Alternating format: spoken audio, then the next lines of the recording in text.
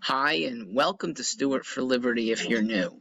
I am Mark Stewart. Yes, I am again campaigning for office. This is District 1 Senate in Hartford. The local issue of highest importance that I think rates at least in the top 3 for you is crime. I am a candidate, and there are others like me who are campaigning to be exceptionally strict on punishment for crime. If we have our way, judges will have little discretion. Criminals will be sentenced to do their time regardless of juvenile status, which often lets them with just a slap on the wrist. And then they go back and do more crime. Good legislation should be prepared to make an all paroles board that'll be able to act swiftly to prevent injustices that might happen, bad trial procedure, bad legal defense. But absent that, you're going to jail. Connecticut currently has a fairly sleepy board of pardons and paroles. If this board can rejuvenate itself to quickly and actively seek justice, good. But if not, we'll start again with laws. We don't need new ones. Laws that are enforced. Just start with that. Okay? Laws that have been determined under good, sound reasoning by legislative bodies that are getting flouted by criminals and dismissed by judges and sometimes even police officers who don't even bring it to the courts because of the likelihood of it being dismissed. They don't feel they have enough of a case when they do. This allows crime to proliferate. We know this. Everyone knows this except some of these goofball judges, okay? Because even the police administrators know that they have constraints. Cops went into the business of protection to be able to bust criminals and deter crime. We don't let them anymore. That can change almost in an instant.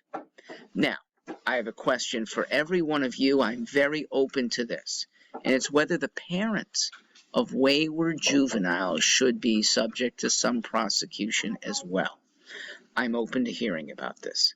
The goal is to deter. Now, parents, there's already liability if their 16-year-old commits a driving offense.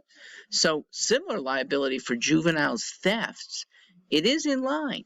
Here, I take no position, and I am open to feedback from voters, you. Guidelines that keep minors from facing the same harsh penalties as adults.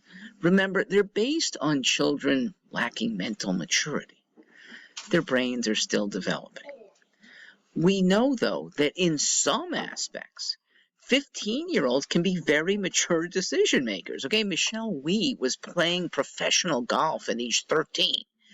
So when a 15-year-old is making a business decision to steal catalytic converters for a conversion operation, knowing that there's a penalty for getting caught, yes, that it's wrong, they know that. That 15-year-old is exempt from protection.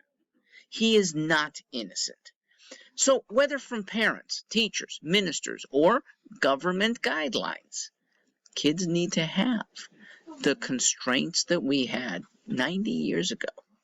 90 years ago, 1932, we were in the midst of a Great Depression, yet very few people stole, even when they were hungry. Today, very few people steal in other countries, so we're not beyond this. I'm in Iceland right now. There's almost zero crime here. Few doors are locked, few police officers need to be on the streets. People have better values here. And the good news for the United States is that values can change almost instantly. We can change them. We need the legal prods to get people there. So I'm a prodder. 1st District Senate, StewartForLiberty.com, you'll see more. But you can be a bigger prod. Your solution, vote. And if elected and other colleagues like me who would be tough on crime are elected, we would like to see a referendum of voters to signal to us lawmakers what kind of justice is proper. And justice is not just punishment. It includes deterrence, restitution, and probably rehabilitation. I'll leave that up to you. Open to hearing from you more. I am Mark Stewart.